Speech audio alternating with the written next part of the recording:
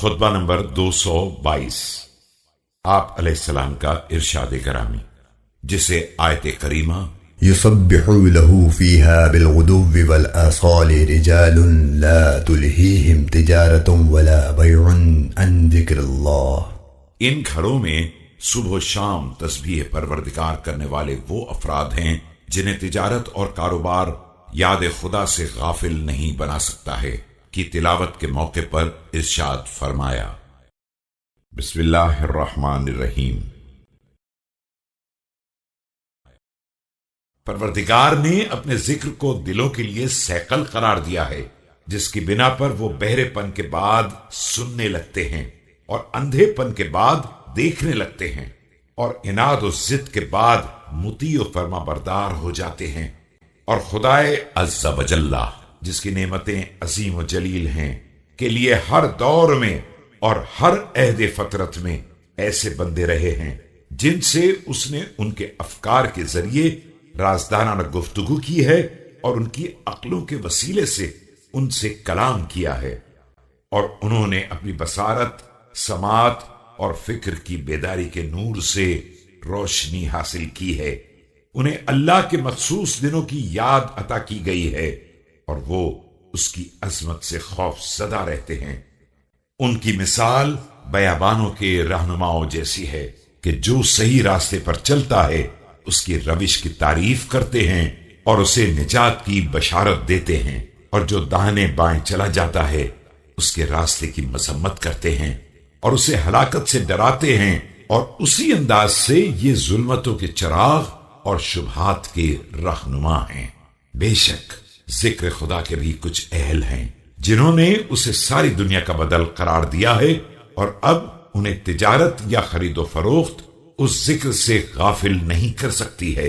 یہ اس کے سہارے زندگی کے دن کاٹتے ہیں اور غافلوں کے کانوں میں محرمات کے روکنے والی آوازیں داخل کر دیتے ہیں، لوگوں کو نیکیوں کا حکم دیتے ہیں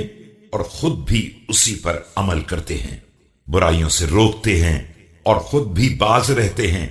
گویا انہوں نے دنیا میں رہ کر آخرت تک کا فاصلہ طے کر لیا ہے اور پسے پردہ دنیا جو کچھ ہے سب دیکھ لیا ہے، اور گویا کہ انہوں نے برزخ کے طویل و عریض زمانے کے مخفی حالات پر اطلاع حاصل کر لی ہے، اور گویا کہ قیامت نے ان کے لیے اپنے وعدوں کو پورا کر دیا ہے، اور انہوں نے اہل دنیا کے لیے اس پردے کو اٹھا دیا ہے کہ اب وہ ان چیزوں کو دیکھ رہے ہیں جنہیں عام لوگ نہیں دیکھ سکتے ہیں، اور ان آوازوں کو سن رہے ہیں جنہیں دوسرے لوگ نہیں سن سکتے ہیں۔ اگر تم اپنی عقل سے ان کی اس تصویر کو تیار کرو جو ان کے قابل تعریف مقامات اور قابل حضور مجالس کی ہے،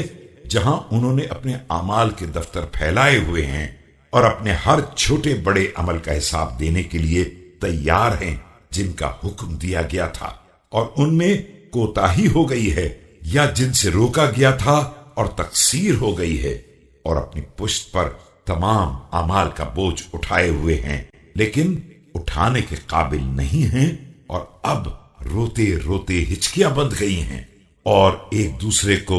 رو رو کر اس کے سوال کا جواب دے رہے ہیں، اور ندامت اور اعتراف گناہ کے ساتھ پروردگار کی بارگاہ میں فریاد کر رہے ہیں، تو وہ تمہیں ہدایت کے نشان اور تاریکی کے چراغ نظر آئیں گے جن کے گرد ملائکہ کا گھیرا ہوگا، اور ان پر پروردگار کی طرف سے سکون و اطمینان کا مسلسل نزول ہوگا، اور ان کے لیے آسمان کے دروازے کھول دیے گئے ہوں گے اور کرامتوں کی منزلیں مہیا کر دی گئی ہوں گی،